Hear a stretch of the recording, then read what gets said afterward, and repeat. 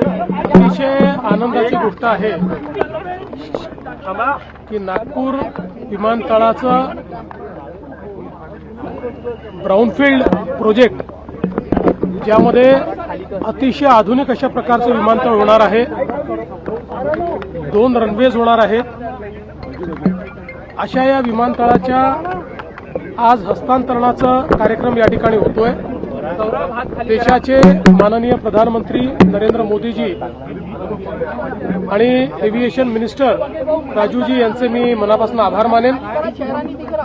महाराष्ट्र सरकारचे हा जो प्रस्ताव पाठवला होता त्याला केंद्र सरकारने मान्यता दिली आहे आणि आता अतिशय आधुनिक अशा प्रकारचा एअरपोर्ट हा नागपूरला GMRच्या माध्यमातून या ठिकाणी तयार होणार आहे।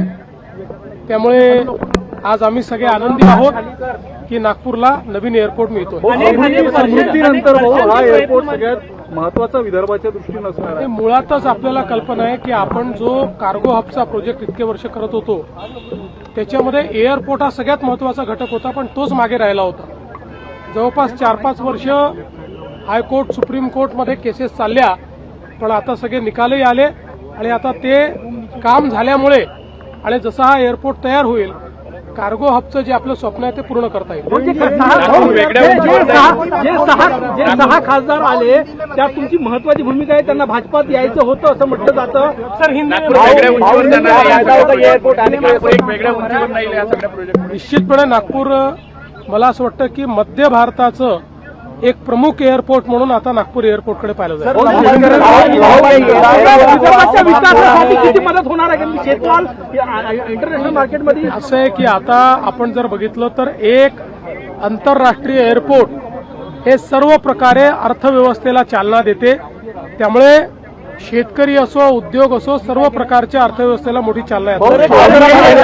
एक लंबा इंतजार अभी समाप्त हो रहा है नागपुर एयरपोर्ट को लेकर, आप लगातार इसको प्रगतिशील थे, कैसे देखते हैं? कि आज बहुत ही हर्ष की बात है, प्रधानमंत्री नरेंद्र मोदी जी के नेतृत्व में नागपुर एयरपोर्ट का आज हम हस्तांतरण GMR को कर रहे हैं और एक बहुत ही अच्छा आधुनिक इस प्रकार का एयरपोर्ट यहां पर तैयार हो रहा है।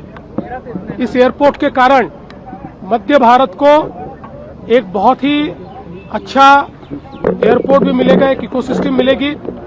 कार्गो हब का जो हमारा सपना है वो भी यहां पर पूरा होगा और निश्चित रूप से मैं ऐसा मानता हूं कि इससे आर्थिक विकास में बहुत बड़ी मदत होगी। शरद पवार म्हणाले एकही खासदार आमचा फुटणार नाही। शरद पवार ऑपरेशन टायगर नंतर तुळवातुळवीची भाषा होते। संजय राऊतांनी देवेंद्र भारतींना पत्र पाठवलं आहे की माझ्या घर बॉम्बने उडवून देण्याची धमकी दिली जात आहे। दीना पाटील कोणाचंही घर बॉम्बने आम्ही उडवू देणार नाही आणि पोकळ धमक्यांना कोणी घाबरूही नये आणि कोणी धमक्या देत असेल तर त्याला पोलीस योग्य उत्तर देतील।